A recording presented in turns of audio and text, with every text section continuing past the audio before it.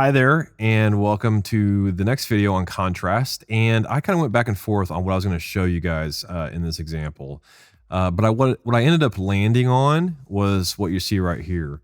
It's this skull, the cow skull, contrasted black on white. I thought about showing you a couple other things, but ultimately came back to this one because I wanted to keep it simple for this week. Like I wanted to just to show you like the style frames. I don't want to show you motion this week. I've been focused just on the design side, the single image. And in future weeks, we will get more. We will go back into contrast for sure. In fact, there's contrast stuff coming up very soon. That's definitely more involved. But for this example, I just want to show you how I created this contrasting style frame that, it's very simple, but it's pretty cool at the same time. There's some interesting things going on in this image. There's some interesting texture in here. There's these checkerboard patterns back here. There's some grit, some grime going on. And then, obviously the black and white. So a lot of times, as we saw in the examples, black and white contrast is very popular. And you see it all the time. You see it where there's black versus white, or shifted this way, or diagonal, whatever. So I tried to kind of stay in that realm for this example. And I came up with this. So let me show you how I did this fairly quickly. Okay, so we're going to jump back in to the project and we're going to make a new composition. And I made this 1080 by 1080 again because I designed this for Instagram because it's going to go up on the Instagram page. Frames per second doesn't matter, but 1080 by 1080. And we'll call this Skull 02. First thing I'm going to do is I'm going to drag in my skull layer, which is right here. It's called cow. And I'll scale it down something like so. Whoops. Gotta have the right tool selected there. I had the mask tool. So there's our skull. We could make it larger.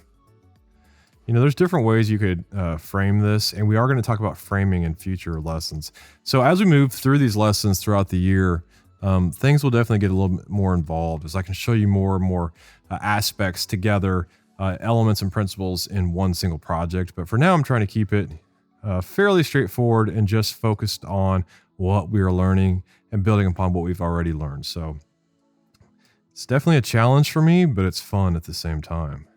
So anyways, let's something like so. After we have the cow and the cow skull in a good position, I'm going to go back to my project. I'm going to select the paper I used. And this is just a piece of torn paper that I brought in. It's a PNG with an alpha channel, as you can see here.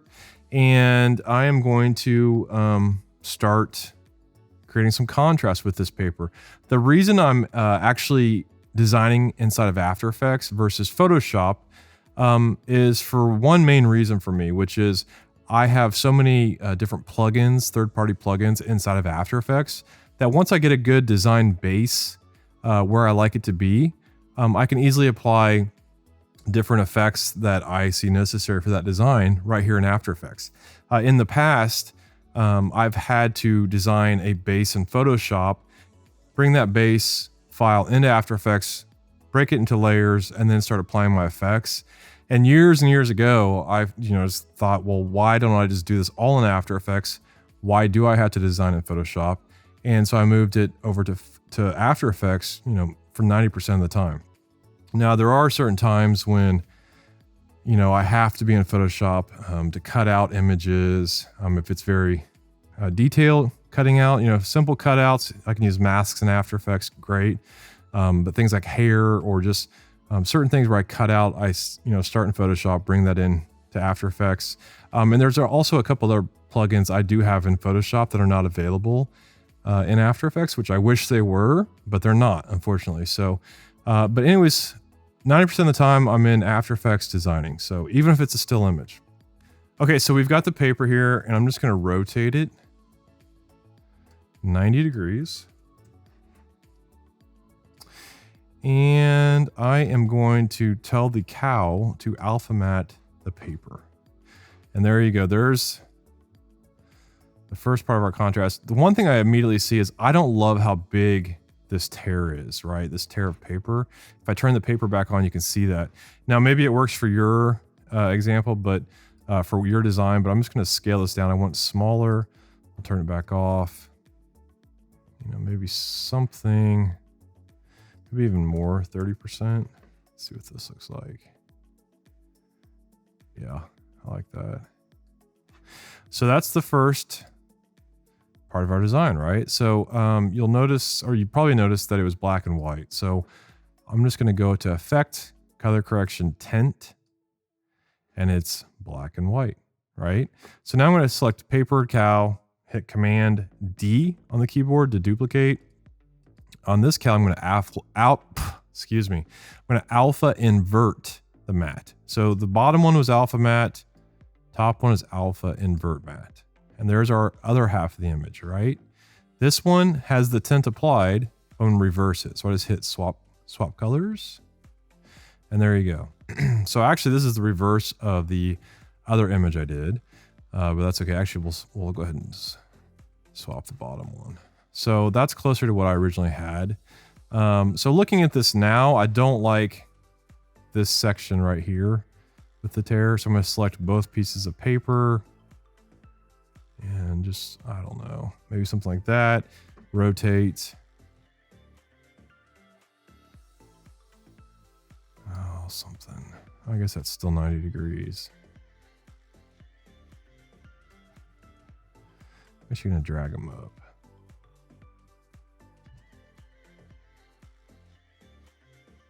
Or down. Okay, that works for me. Cool.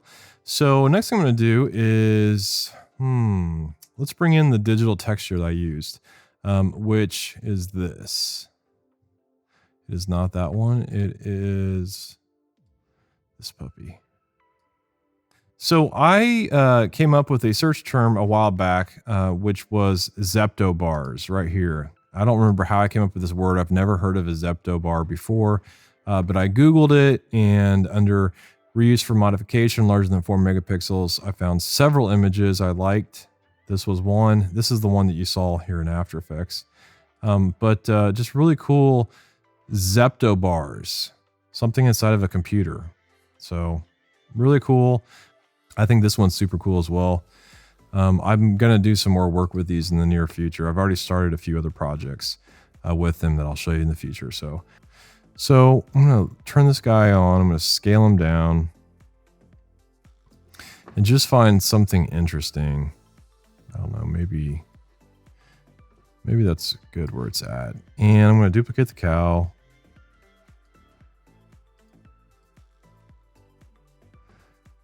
And yeah, that's really cool. And I found that using the divide transfer mode was pretty cool after I made it black and white.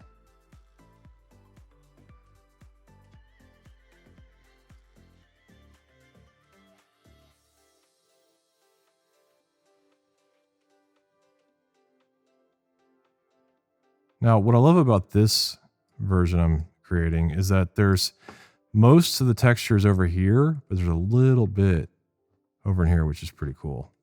I'm also going to turn the transparency down to 50%.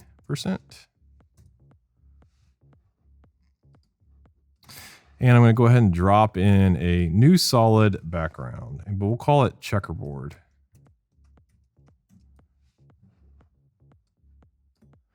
Bring that down there. And to this layer, I'm going to apply, I believe it's generate checkerboard. Yeah. And all I did on this was I scaled it way up. I originally started with this, with the 4 squares.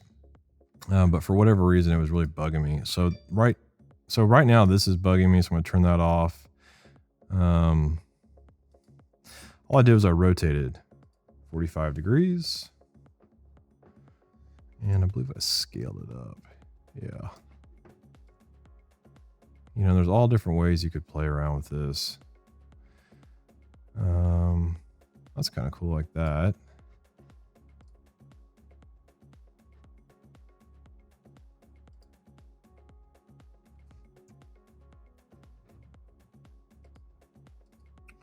Turn that guy back on. And I'm going to play around with the levels here just a bit. Color correction levels. So I like how it's looking, but it's just, there's something, it's too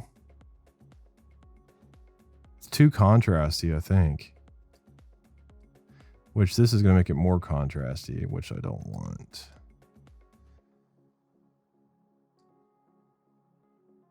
That's not too bad though, like that.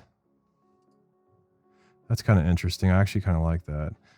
Let's play around a little bit more here with the texture.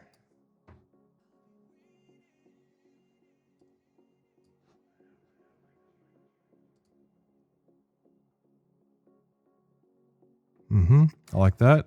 And then I used Grime, which is a texture pack I'm going to be giving to you guys again. Last time you got grunge. This time we're going to get grime.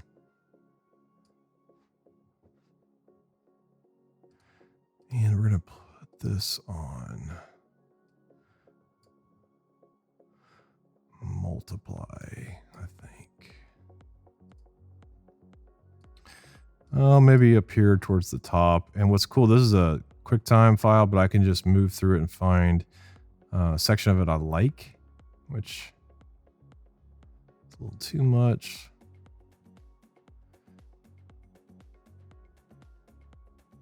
I actually don't mind that. And then I had another texture that I brought in, which is like this kind of stamped feel to it.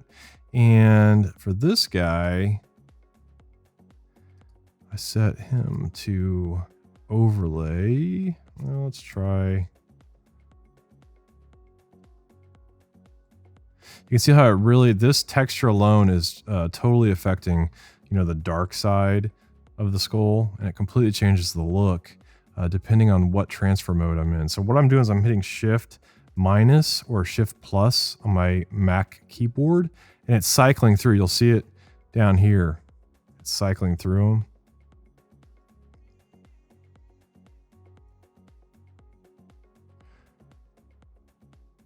I kind of like that.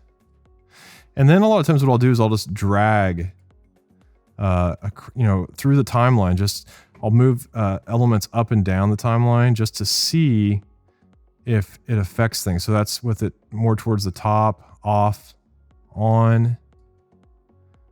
Above grime, it doesn't work. Go back to multiply, overlay.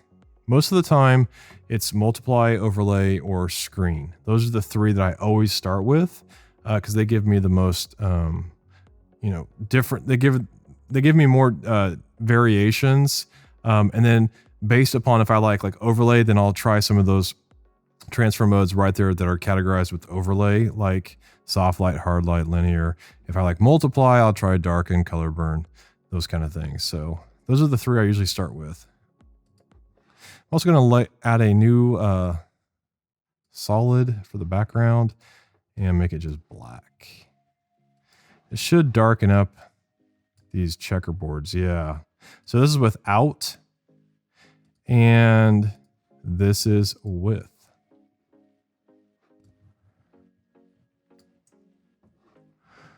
So let's do this.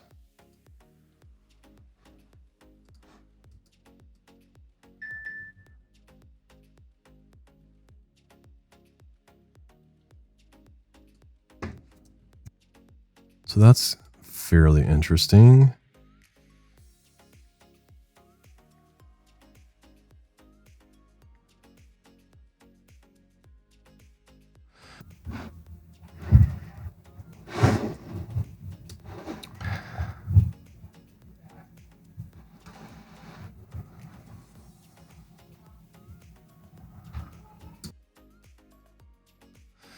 Something else I want to do is I'm going to scale down the grime.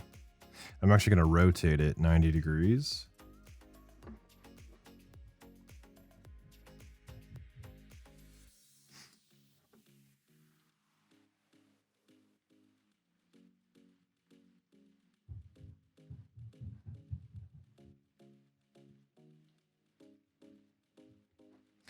That's pretty cool.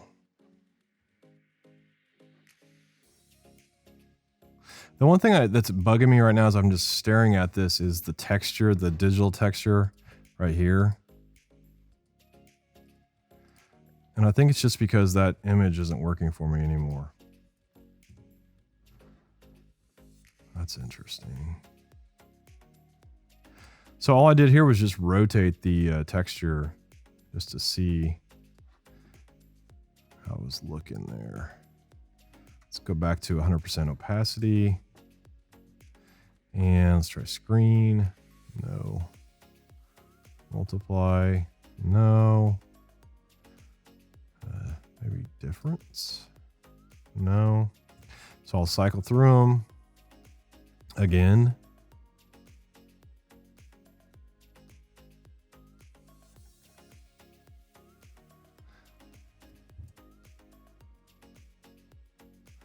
So that's really interesting to me, but obviously it covers everything up that we've already done. So I could try and do is drag that all below the original cow image and just make that cow image a transfer mode of, see, that's already interesting. Overlay, screen, multiply. So Control Z, Control Z. That's pretty cool. The paper is too far to the right. So I selected both layers. I'm nudging them over with my keys right now. And I am going to readjust the texture again. Yeah, that's really cool, actually. I like that. It looks like it's got like this kind of digital static feel to the left side and a very organic feel to the right side. So that's what I wanted to show you today. There's no chromatic aberration. There's no special plugins, although we could do something interesting just really quickly. You know how much I love the lighting effect. I love to use glow. Let's see. If I turn down the threshold, we could try that. That's actually really cool. Mess with the overall brightness.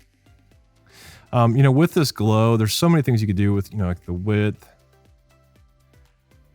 Crank that slightly. You know, the side width, which I don't like that. The width Y. It's okay. Maybe somewhere in there. And then just adjusting the widths of the red, greens, and blues would really make a huge difference. You see there's purplish colors coming on. This is making everything more green as I crank it up.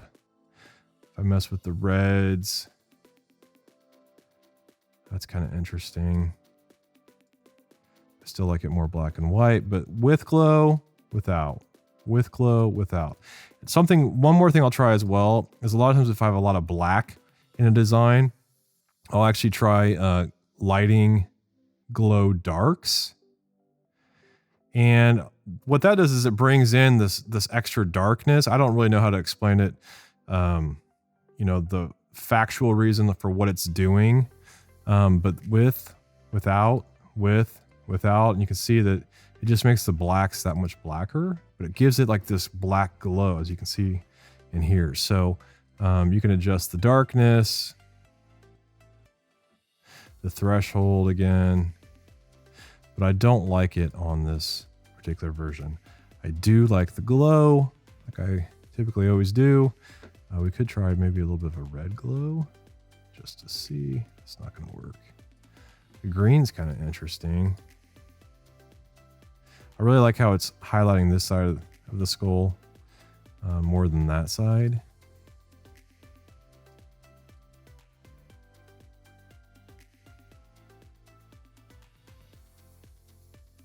So that's kind of cool. It's just a little bit of a pinkish off-white color, and I'll crank up the brightness just a tad there. There we go. There is our contrasted skull. Looks really cool to me. I'm going to post this on Instagram. Leave me a comment. Let me know what you thought of this week's material on contrast.